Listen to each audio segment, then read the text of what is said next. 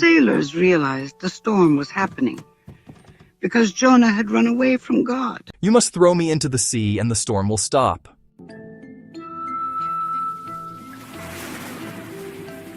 As soon as Jonah went into the water, the storm stopped.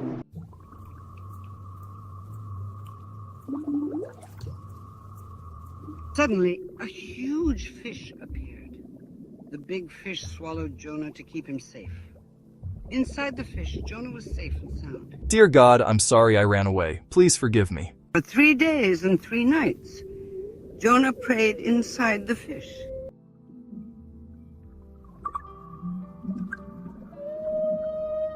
Jonah asked God to forgive him and promised to obey.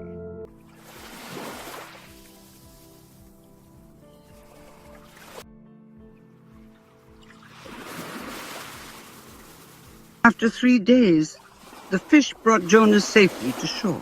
Now, Jonah decided